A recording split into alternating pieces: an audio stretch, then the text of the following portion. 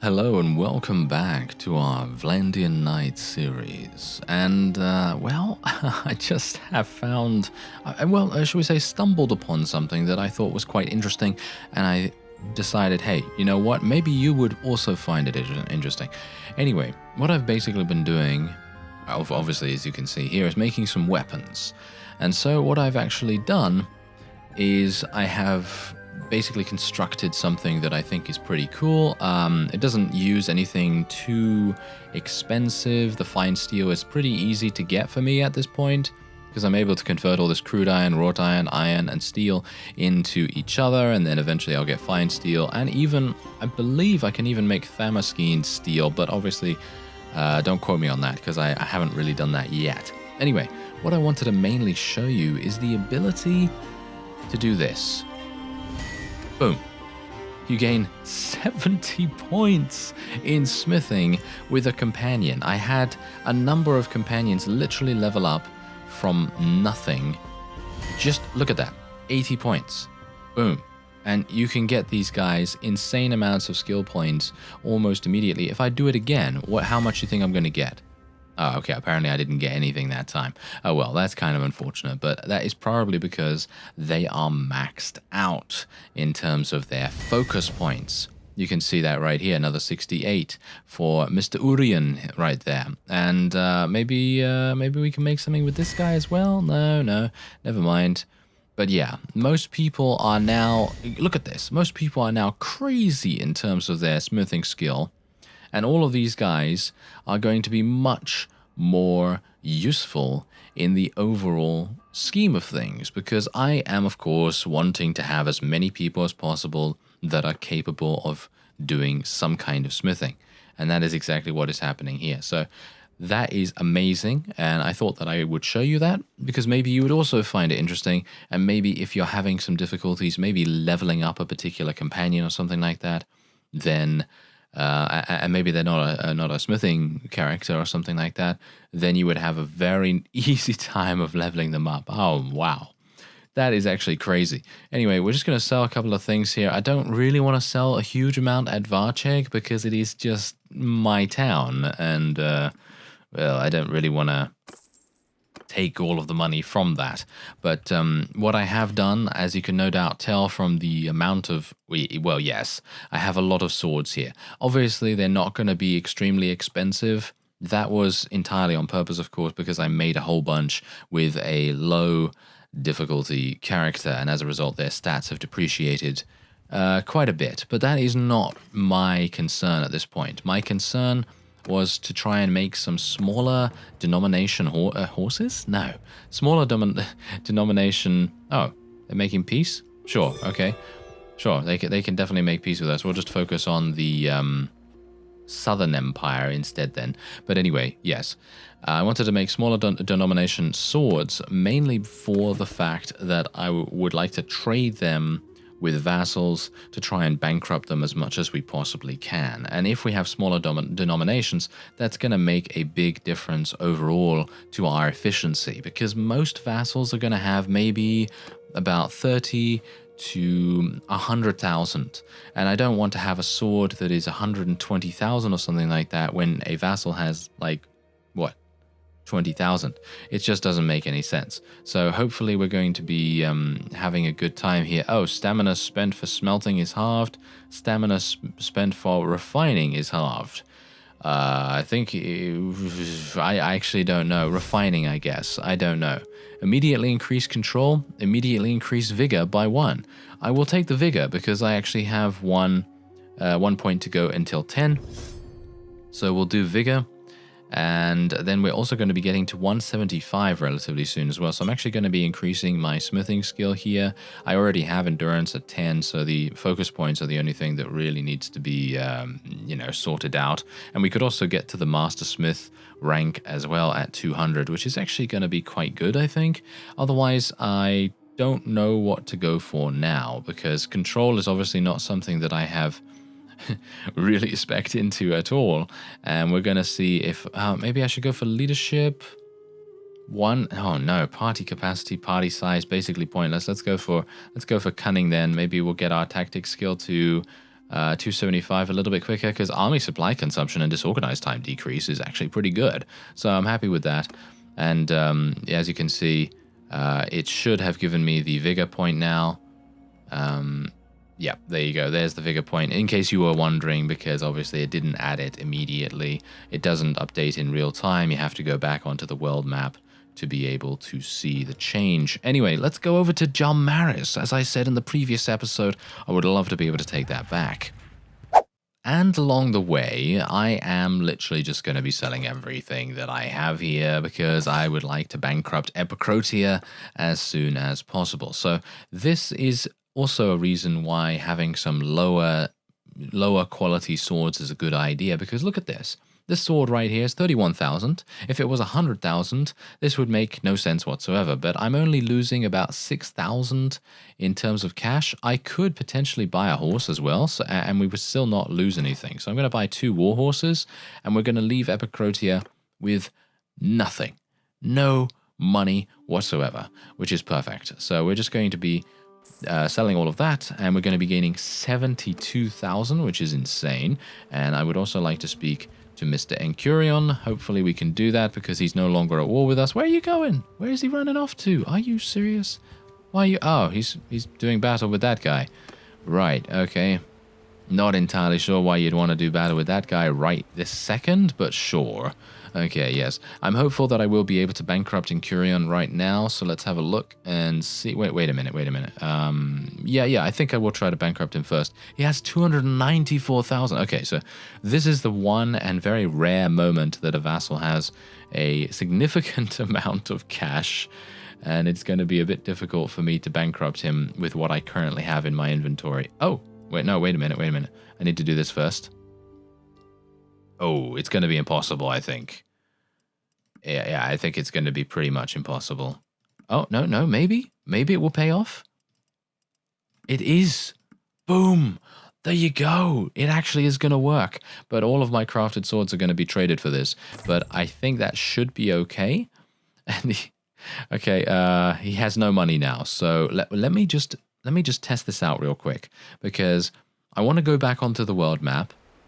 I want to get the AI to update. I think he's probably updated by now. Hopefully he's going to slow down a little bit in some time. He's gone into Epicrotia. Okay.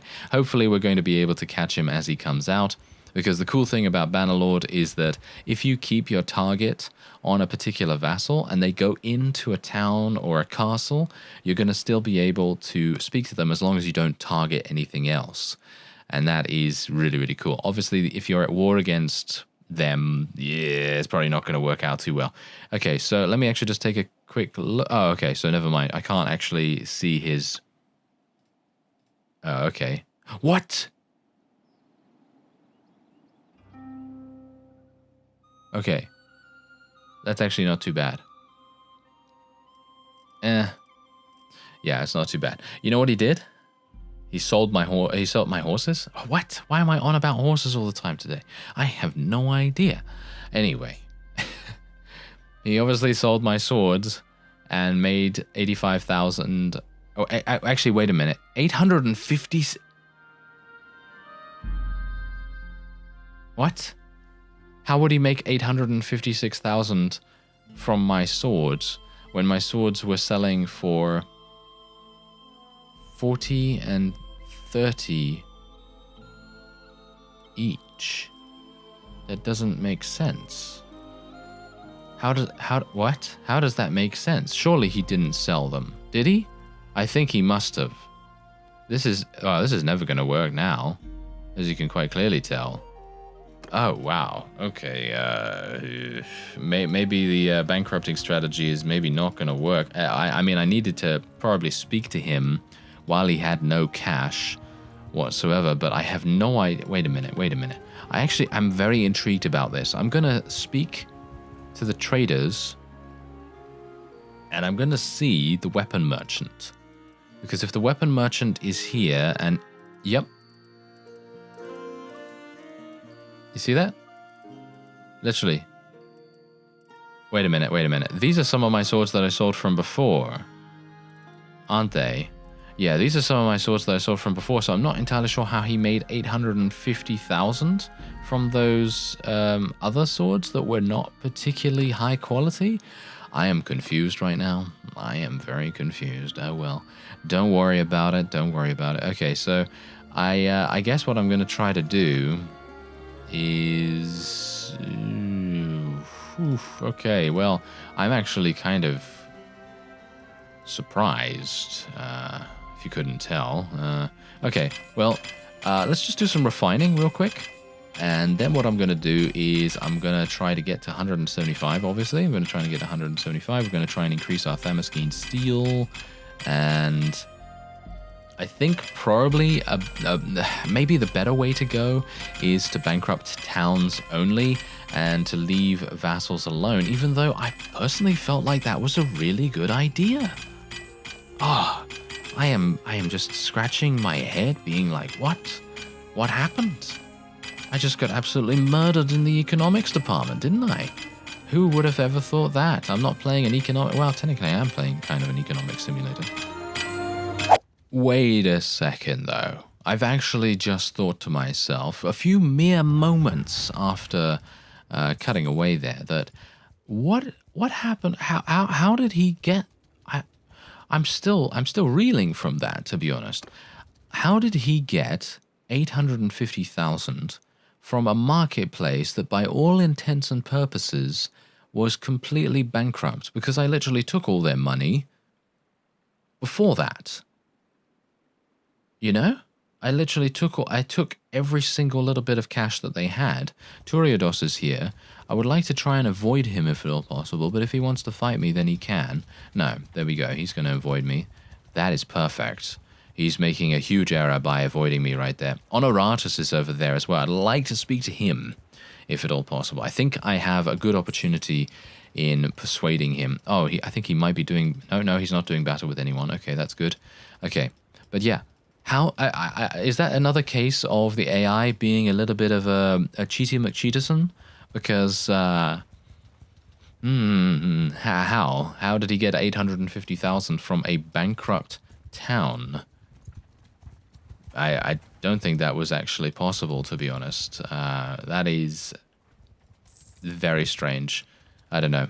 Maybe the developers need to look at how the vassals gain money. I think that might be the next port of call, potentially, because that is kind of... I don't know. I feel like they definitely should be able to get cash, but obviously if you're playing like an economic playstyle, like with a trading character or something like that, and you want to try and bankrupt your opponents so that they cannot indeed hire all of these really, really powerful units and indeed upgrade their units as well, then that's not really going to be viable, unfortunately, because of the way that they materialize cash out of thin air, which is kind of sad, actually, because I personally feel like, again, in a sandbox game, there should be pretty much every single different playstyle available to you that obviously is in the game already. You know, if you want to be a trader, be a trader. If you want to be a charming guy, then be a charming guy, you know? If you want to be a fearsome warrior, then of course be a fearsome warrior, you know? That kind of thing. But obviously if the economic style of doing things is going to give you problems on many different ways, like if you trade a guy a huge amount of swords and then he goes to the nearby town and gets almost 1 million gold from selling them, even though you yourself checked out their prices and their prices are so significantly less than that, I think something's a bit weird.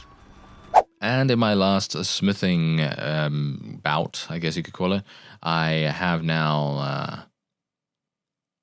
oh, this is amazing. Trade penalty while selling smith weapons is halved. Ooh, yes, I will definitely take that. Anyway, we are now being attacked. We're very soon, actually. We are now being attacked very soon by Toriados and his army. I am a little worried, maybe? I'm actually not sure, because I think my army... Oh, wow, yeah, maybe I should be worried. Maybe I should be worried. This might be a bit problematic. Okay, well, let's see how it goes. Maybe maybe I'll be able to do something here. I was hopeful that they wouldn't turn around and come back, but this is giving me, I suppose, a pretty decent opportunity to eliminate probably the strongest army that our opponent has at their disposal. So let's move my infantry into a nice shield wall right there, move my archers into a position, put them into loose, and once again, we will watch out for the cavalry. This is actually one of my worst maps. I personally don't like this map whatsoever. I think this tile set is really hard for me, and it is definitely going to show. Yes, don't worry. I'm probably going to get killed in this one, even though I do not want to, of course. I feel like because we are outnumbered by such a significant margin, we really cannot afford to get eliminated. But if that happens, then it happens. You know, there's not much I can do about it. If I get headshot or if I get lanced in the back or whatever the case may be, I do like to get in there and have some fun, you know what I mean? You know, having fun is generally the #1 thing. And hopefully I'm going to be able to see where the enemy is coming from with the wonderful use of the Alt key. And we're going to see... Ah, hello. Right. The enemy's cavalry, at least a very small contingent of them. I'm going to actually leave... Oh, hello there. Okay, yeah, I should get out my lance, actually. This is maybe going to be a bit more useful. Okay, so come on, guys. We're going to need to... Yeah, no. Yes, this is always frustrating for me, isn't it? It is always incredibly frustrating to deal with enemy horse archers, especially considering as soon as you lower your shield, that's when they let loose. That is when they let loose with their arrows streaming towards your body, and then you're just like, oh, really? You did that much damage to me again? Ah, wonderful. Okay, well, thankfully my own horse archers will be able to hopefully deal with them quite nicely, and as you can no doubt tell, my main force is dealing with the enemy's infantry quite well so far. Obviously, me staying alive is pretty much the linchpin of this entire operation. If I go down, that's going to be a problem. So I've got to be very careful about this. He says, as he charges straight on into the enemy's lines. Yes, what a good idea that is. Not at all. Not at all. Okay, gonna tell my horse archers to charge in, because horse archers, by nature, are going to be very difficult to eliminate for the opponent, and we don't have to worry about them actually getting killed too easily. I'm gonna just run through the enemy's lines every now and again and just do a little bit of pokey. That's it. Just a little bit of pokey. Nothing too dramatic. I'd like to eliminate this guy if at all possible. I think he's an enemy lord. Get him. Get him, Bruce. Let's do this. Yeah, 33 damage. That's actually pretty respectable considering this guy has a pretty decent armor set on. And he's going to be quite hard to kill. Alright, so my horse archers do need to come back. My other horse people as well. My other horse people, yes. Very good. Use the technical terms. Yes, the technical terms for the cavalry are the horse people. Very good. Okay, well, we're going to move forward just a little bit. We're going to use a snail technique. It's sort of like a bit of a leapfrog here as well. Kind of using our cavalry as a mobile strike force, as you do, you know, as you would. And using our infantry and archers as more of a stationary devastator of the opponent's forces. And we'll see if that actually helps us in any way. So we're just going to keep our people moving around. We're going to move them back. Hopefully the enemy is going to be in such... Well, they don't look as though they are, but hopefully they're going to be in a little bit of disarray. And as a result, they're going to be attacking us in a little bit of disorganized fashion. I would appreciate it, at least. Would you mind? Maybe they will, maybe they won't. I mean, at the oh yeah, here we go. They're actually coming in. This is actually a pretty, as I've said, this battlefield is really awful for me because the archers basically have nowhere to shoot because they have very limited height advantage. But as you can see, even then, my archers are capable of doing some significant damage, which is always nice. Okay, so I've got to be a bit careful here. Don't want to get killed. Oh, nice. That guy's horse just went down like a sack of bricks. Oh, yes. I like it. Okay, let's see if we can do some damage to it. Never mind, he's dead. I'm actually kind of pleased. I don't really want to say anything too positive right now, because usually when I go, oh, I'm so surprised we're doing so well, then I end up getting myself killed, and then the AI takes over the command of my units, and as a result, then we have an auto-delegation mess on our hands, and we really don't want that. Okay, how are we doing here? I think what I'm... Yes, here we go, this is perfect. Okay, I'm going to try and take my cavalry into the side of the archers here, and we got to be careful because they're going to shoot...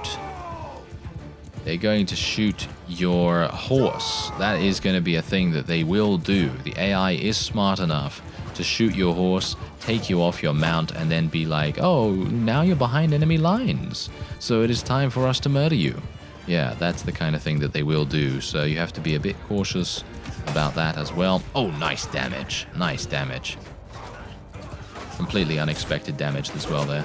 Okay, some good kill right there as well. Let's take out... Yes, take that, horse archer. You... anytime I can kill a horse archer, I'm like, yes, I like it. I like it a lot. Okay, so unfortunately, I think I might be going down here. Maybe? No? Okay. Good. I'm pleased. I'm pleased about that. I really thought that we were going to have some issues, but seems not. And I think we're actually going to tell everyone to charge in now. We're going to just try and press the advantage as much as we possibly can. Just swarm the enemy and see if we can just eliminate them just that little bit quicker. And I believe that is indeed a victory for us. We lost a grand total of only 35 units thanks to our medicinal skills. I think that is in general the reason why we are having so few casualties. We are having a massive amount of wounded, however, but of course our medicinal skill is preventing most of those from succumbing to the Grim Reaper himself. Yes. Anyway, that is it.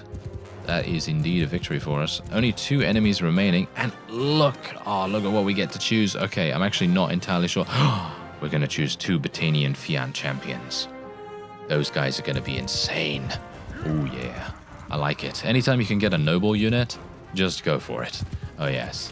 I absolutely love the Distinguished Service mod. I actually attempted to install that on a previous series, but that was midway through, and as a result, I was unable to do it because I think there's some conflict there. I don't know. I couldn't figure it out because obviously the game had just been updated through a patch, and I was like, okay, well, maybe I should look for some new mods to add in and, you know, see how that goes. But unfortunately, I wasn't able to add the Distinguished Service mod. So I'm very pleased that we're able to utilize it now. It's really fun to use. Really, really fun to use. You get to see all kinds of new companions joining you and everything, and I think that's really fun. Okay, so there you go. We're going to let everyone go because we will indeed then be attempting to persuade them as much as we possibly can. And it is going to be, I think, relatively easy to do that because they're probably not going to have a huge amount of cash. Their territory is significantly less than you would expect.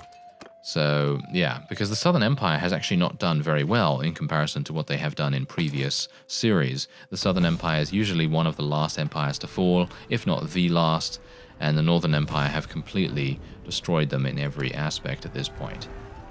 Alright, so we might have a couple of difficulties with Mr. Talas right here, but I hope not. Let me actually just take a look at my character screen here. Do I... yes, medicine leveled up. Fantastic. Avoid death for 1 time when terminally sick. Okay, so this is actually not applicable at the moment because the developers have mentioned recently in one of the more up-to-date patches, I think it's 1.5.0. I'm playing on 2 versions back from that. So I'm playing on 1.4.2, and 1.4.0 actually, 1.5.0, yeah, you know what I mean. Anyway, one of the most up-to-date versions of the game adds in the death mechanic. I actually thought that death was already in the game, but apparently it's not. Not for the player, at least. So, yeah. So this is going to be very, very important for you when death is actually implemented. If you're playing on the most up-to-date version, that is. Anyway, heroes in your party have a 50% lower chance of dying in battle. That's also very, very important. So I'm actually going to be taking that, even though I don't think they can at this point, even though I do have death enabled. Aha, alright, so we actually have a, it may look like a good situation right here, but we have a pretty bad one outside this conversation. I'll try to show you it after this. Okay, so perhaps we don't have to come to blows. I will try to persuade him, because he's actually not in an army at the moment.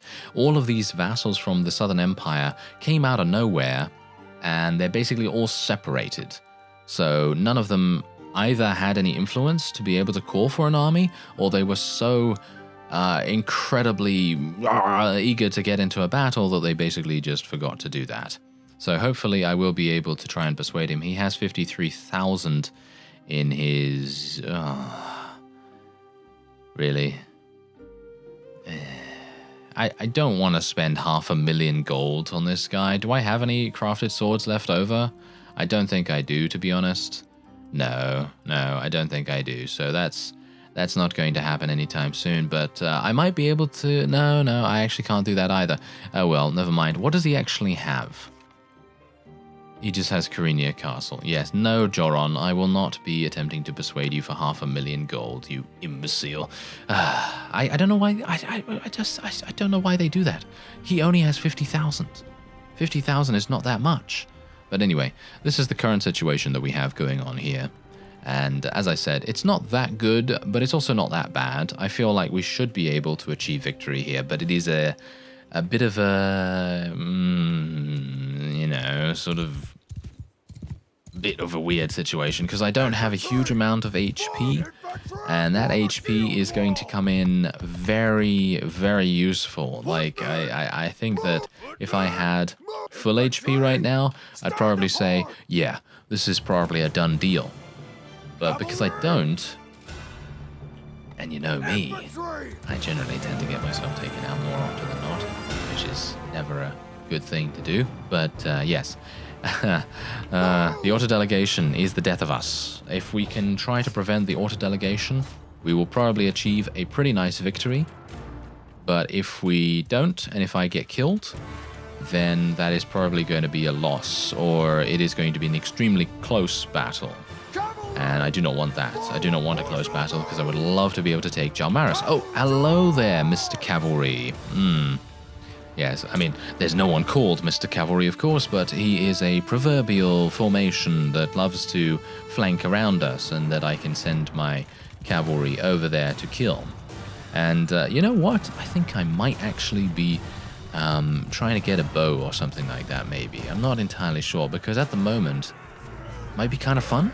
What do you think? Might be kind of fun to get a bow or something like that? I'm going to tell my infantry to charge in here, actually, because my archers are being assaulted kind of badly, and I don't really want to have that be a thing. So I'm just going to tell my horse archers to charge in, tell my cavalry to charge in, and as you can no doubt tell, we seem to be doing quite well as it is.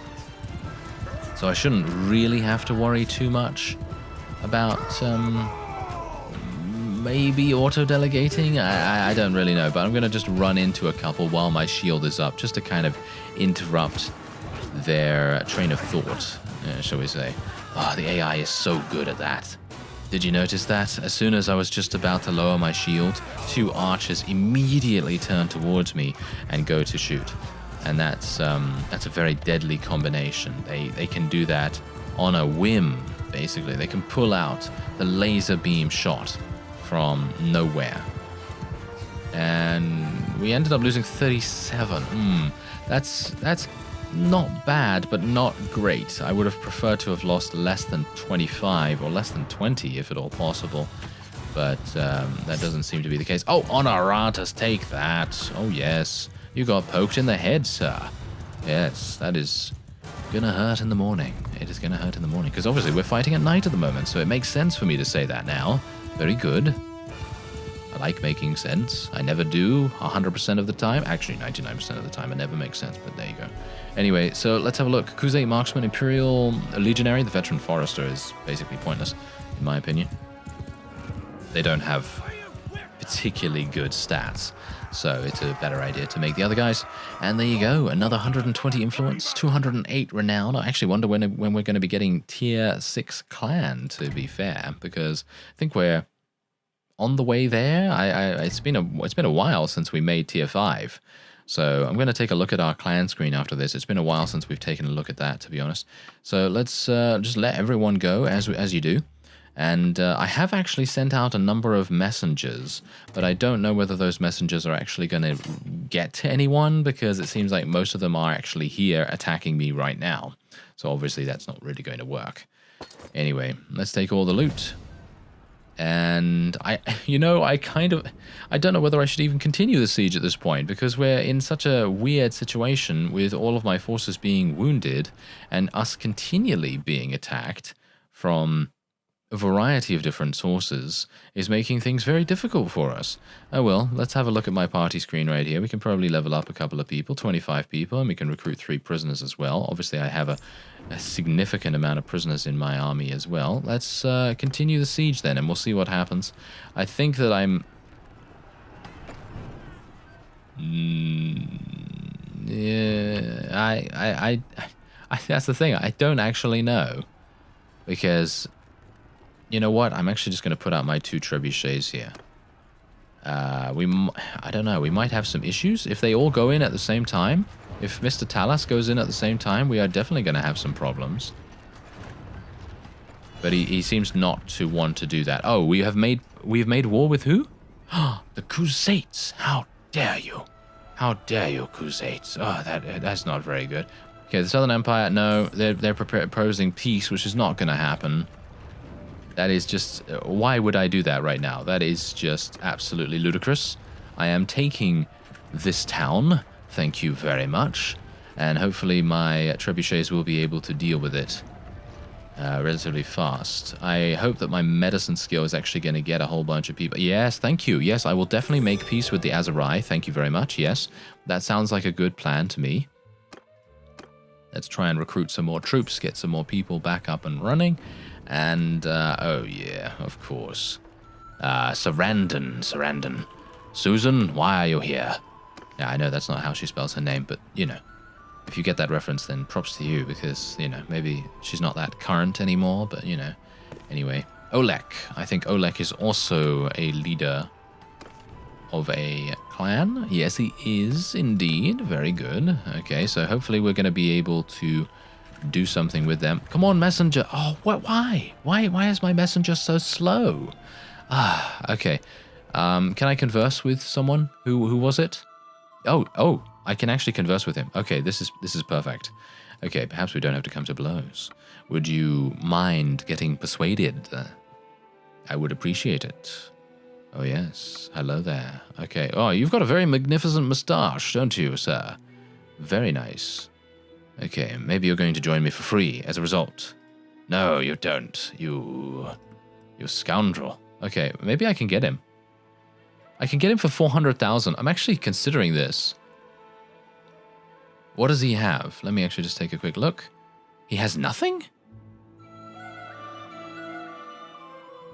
What?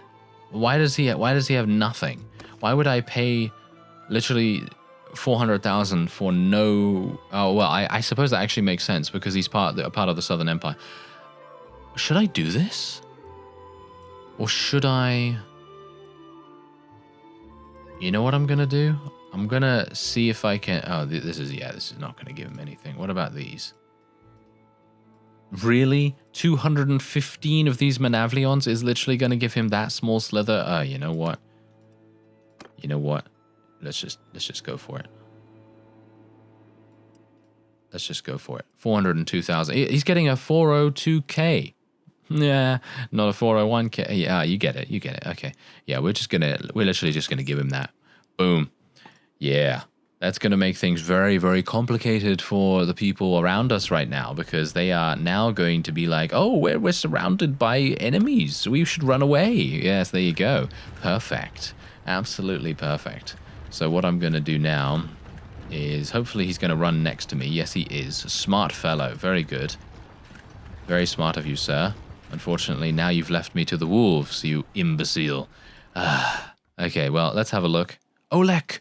Oh, hello there. Okay. This is actually perfect. These are the exact vassals that I wanted to speak to. And I might very well be able to persuade this guy without having to pay him anything. So let's see if that is indeed the case. If we can, that's going to be super funny because then he will literally be turning on the people around him. No, okay. He has 165,000. It's going to be highly unlikely he will accept any money whatsoever, as you can quite clearly tell.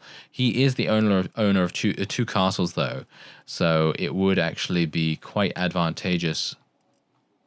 Okay, let me just give him all my items. Yeah, as you can see, if I give him all my items, then that is all it will basically do. If I give him all my gold, that is all it will basically do, because he has just too much money for me to be able to do anything with it. So I suppose what we're going to do is just attack, and we'll see how we can do here. I don't think it's going to be that... Oh, this is nice. I don't think it's going to be that difficult, I was going to say. But this is... this is a perfect battlefield for us. And I actually wonder whether they're going to be attacking us almost immediately. If they do go aggressive, it's going to be a pretty messy situation for them. They're not going to do very well doing that. They will do much better if they just stand there and not do anything. But as you can see, they are actually doing something, which is perfect for us. So let's just get my archers a little bit like this. There we go. And then the infantry can go around here. That's also good. And then the cavalry. Oh, perfect. Oh, they're just walking into it. They are just walking into it. It's perfect. Absolutely wonderful. I wonder whether they even knew that my cavalry were behind that hill.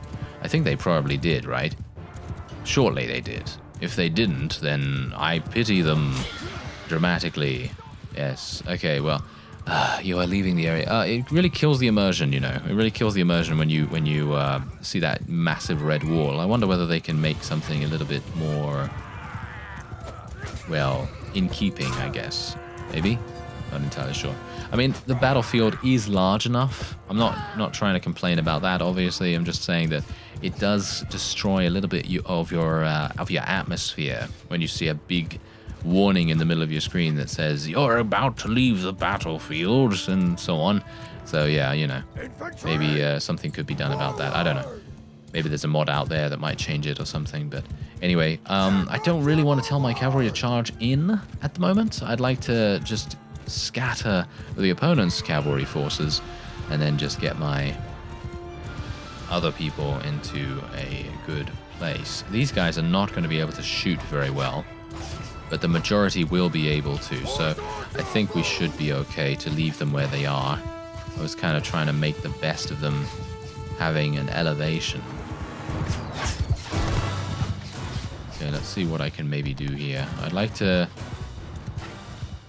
see and kind of suss them out a little bit. Oh, I really wanted to get that kill.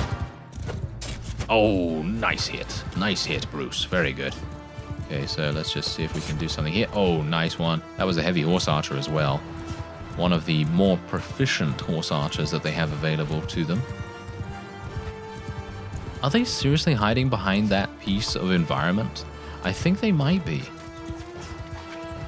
Okay. Oh, no, never mind. I was actually going to move forward, but now that they're moving, okay, forget it. Forget it. I was going to literally move forward and try to maintain height advantage by utilizing this very small little incline here. You notice that? Anytime you can utilize something like that, it's going to be so much more effective than just going on flat battlefield. And look at that. I'm getting murdered. I hope I don't get killed, to be honest.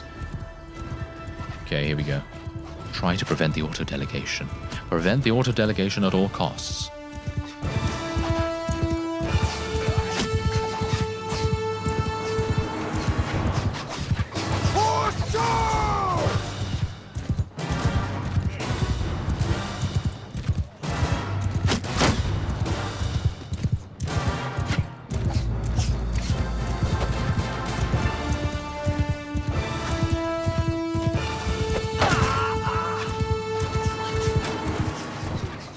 here they come. Perfect. All right, this is great. Absolutely perfect timing.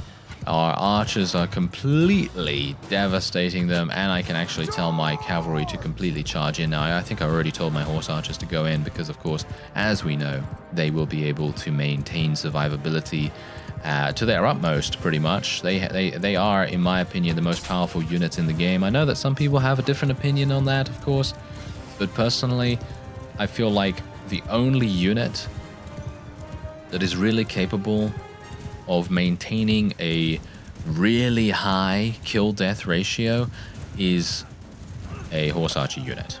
And that's the main, sort of criteria that I'm really giving to quote-unquote strongest unit, because obviously in terms of sheer firepower, I think a Battanian Fian champion is obviously going to be stronger. In a few respects, maybe. I'm actually not entirely sure about that, because obviously the horse archer from the Crusade, the noble horse archer from them, is very strong. I think they have about the same proficiency in bows, so it will probably just come down to equipment. And I think in general, the Battanian Fian champion has better equipment in terms of armaments, because obviously the Crusade have to use a bow that is capable of being used on horseback. So there's obviously that. But in general, as I say, kill-death ratio, the horse archer, especially the noble units from the Crusade, if you haven't tried them already, I would highly recommend trying them out. Or if you want to see them in action, I use them pretty much all the time in the Crusade Khanate series with Byron. And there's a link in the description for that if you want to see it. But it is... they are so useful and really, really powerful too. All right, I'm just going to let him go. Maybe the relation increase will make a difference. I don't think so somehow, but maybe it will. And otherwise, we're going to continue our siege here. All right, so here we go. We're going into the siege. I didn't wait too long for my HP to regenerate, as well as my party as well. I wanted to try and get in there as soon as we possibly could, because we do have a pretty significant combat strength advantage, and as you can no doubt tell, the enemy has no morale whatsoever. They are literally getting overrun in a matter of seconds as we head in to the battlements here. And just look at that. We ran them down so incredibly fast. Look at that. Instantly overrun. Wow. I'm actually really surprised about that. I would have expected them to put up a much bigger defensive fight, but I assume the amount of siege that we have done, the lengthiness of the siege, has really made a huge difference to how effective the defense is going to be. Personally, I also feel like the way that the sword works against these opponents, especially, is kind of difficult. I feel like it's kind of difficult to make it work, but it's all right. Okay, a single elite cataphract. Oh yeah, you join me, sir. Very nice. Imperial elite cataphract. Wow, I can only imagine how powerful that's going to be in a field battle. Anyway, there you go. 10 deaths and 33 wounded from the entirety of the siege. Very simple indeed. And yeah, I think we're going to be going into the tavern in just a second and selling all of our prisoners as well. And I'm not going to claim this, even though I kind of think I maybe should, but I'm not going to claim it because I think that a vassal like Misui might do a better job at taking care of it. Okay, so Pharaon, I would like to be able to... Never mind. I don't have any crafted swords either, by the way, so I won't be able to bankrupt him even if I wanted to, but yeah. I'm actually just going to cancel all the messengers because I think they're probably going to all be in an army at this point, and otherwise I'm just going to head in here and see how much money they have. They have a pretty significant amount, so I'm going to see if I can sell all of this. Yep, there we go. Just sell all of that and then bankrupt them, basically. And we'll sell all our prisoners as well. 5 points in roguery skill. That's pretty good. Anyway, that is going to be it for this episode. I thank you very much for watching, and I'll see you next time.